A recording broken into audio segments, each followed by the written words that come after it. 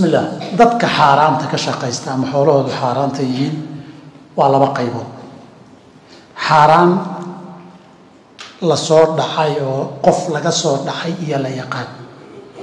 lacagtan uu hebel ka soo xoogay meel buu ka soo xaday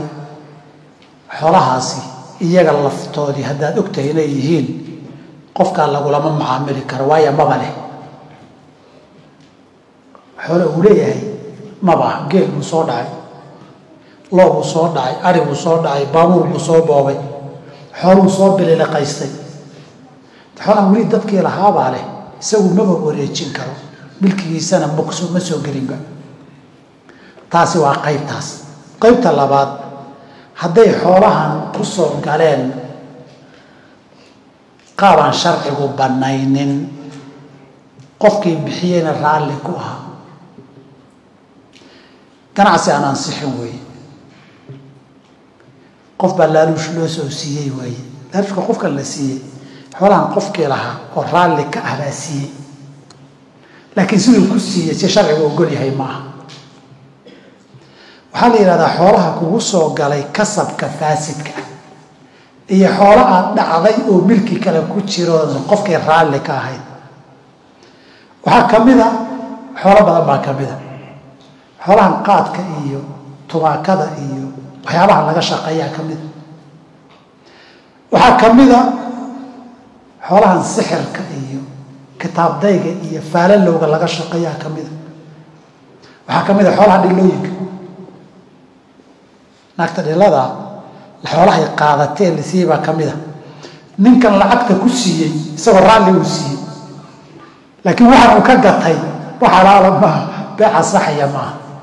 hadday xoolahani qofkan heshiis khaldan ku soo galeen waa xoolo xaaraana laakiin kuwii hore way ka duwan yihiinoo hal wax bay kaga duwan yihiin halirtirab xoolaha in la celiyo oo qofkii uu maanta towbad keeno xoolihii maxaa lagu sameyn nin baa naag la heshiiyey caawir la tuntay xoolay ka qaadatay subixiiba rabtaa inaad towbad keento de ilaahay toobadu way furan tahay oo way toobad keeni kartaa ilaahay way ugu soo noqon kartaa laakiin xoolihii ma ninkii bay u celin oo ninkii lacagtii iyo tumashadii maa la isugu dari lacagtii iyo tumashadii maa la isugu dari halkaas waxaa imanaya dee khilaafka culimadu qolo tiraada waa loo celin iyo qolo tiraada may xoolaha uu isagoo raalli kuwa dembi iyo macsiya ku bixiyey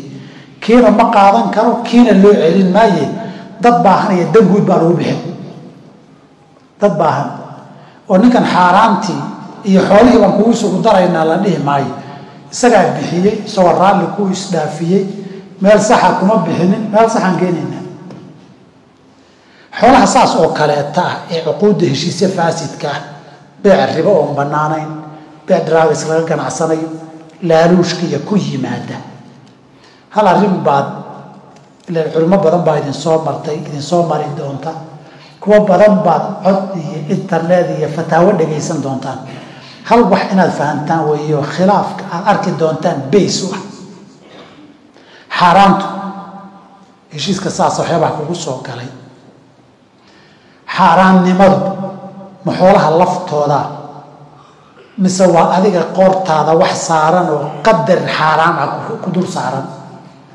1 milyan baad qaadatay ma xoolahan laftooda xaaraana 1 milyan mise milyan xaaraana dushaada saaran maxay ka dhigan tahay aniga xoolihii 1 milyan ahaa oo xafiiska aan kaga soo tegay haddaan raba inaan ka toobad keeno 1 milyan oo gurigayga yaalla bixiyo kii xalaal may noqon haddaan dhaho kiibaa xaaraan ahaa laguu siiyey dee kani booska ma buuxin karo kii xaaraanta xafiisku yaalla haddii la yidhahda milyan xaaraana ku soo gasho milyan xaaraana lagaa rabaa inaad iska bixiso dee meeshii aan ka bixiyaba way iga bixi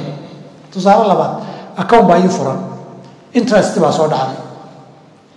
waan fiiriyey xisaabta 100 kun interest ah ku jira ma 100 kun halkaa inaan ka soo bixiyaa mise 100 kale oo haddaan masaakiin iyo u niyoodoon isdhaafiyo taa anaa yeelan haddaan nidhaahna lafteeda weeye xaaraanta waa halka inaad ka soo bixiso haddii la yidhahda 100 xaaraana ku gashay 100 xaaraan inaad isdhaafisaa lagaa rabaana dib meeshii aan ka soo qaadeen 100kii wataa isdhaafiyaba booskii way geli waxaan filayaa inay la fahanteen hadda ma lafteeda xaaraana mise ninkaa xaaraan inuu iska bixiya lagu leeyahay haddaan nidhaahna lafteeda xaaraana kama shaha cabi kartid gaari kuma raaci kartid deyn kagama qaadan kartid kaliya waxaad ka qaadan kartaa dadkii xaaraantu ay ku baxaysee baahnaa haddaad tahay ama dantii guud aad uga qaadaysee lagu bixin lahaa baad taaban kartaa haddaan nidhaahna qofka dimadiisa iyo qoortiisaa lagu leeyahaye xoolahan iyaga cayntooda xaaraan ma ahana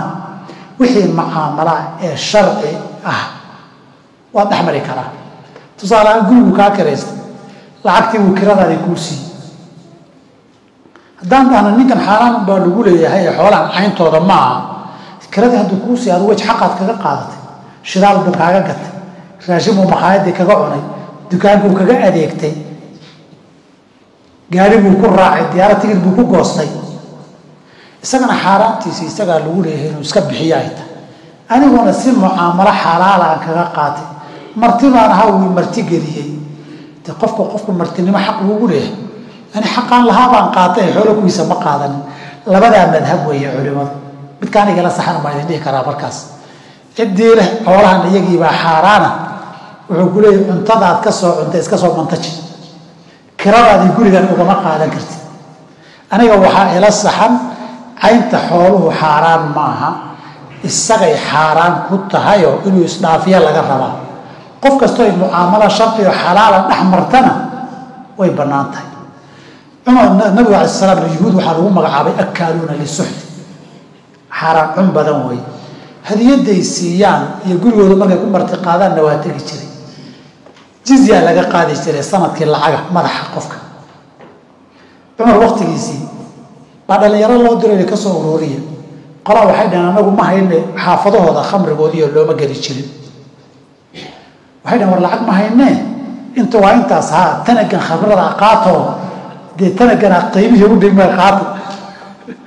wiilo tanag la ordaya khamraha baa cumar isku soo tuuray war maxay ahayd nimankiiba hadee lacag waayo oo qiimaheediiyo tana khamraha ka soo qaadna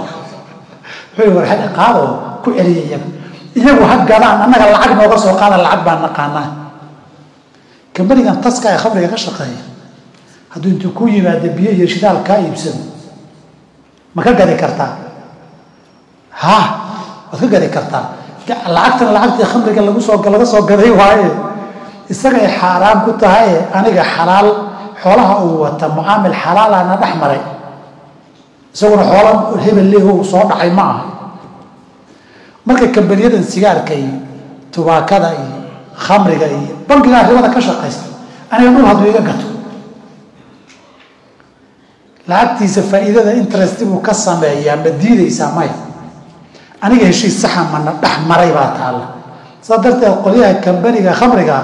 haddaad lacag ka sarrifato waa la ogolyahay sigaar gada haddaad lacagtaadii ka sarrifato waa la ogolyahay guriga khamriga in lagu gada in lagaa kiraysta lama ogola laakiin ninkan wuu degan yahay xaafadii carruur baa u degan kambanigiisa khamriga ma aha guri waad ka karayn kartaa reer iyo carruur degaan khamri buu u shaqeeyaa dowlad buu u shaqeeyaa laaluushiiya waxbuu qaataa wixii waani kiradaydii i siiyey deynaan ku lahaa buu i siiyey way bannaanta adiga mucaamalo xaaraan ha la gelin laakiin calaa madhabka kale haddaad qaadato shilin intaa ma qaadan kartidi ninka xoolihiisu waa xaaraanay deyntii guriga kirada kulaha waay ha isfuurfuusho billahi tawfiiq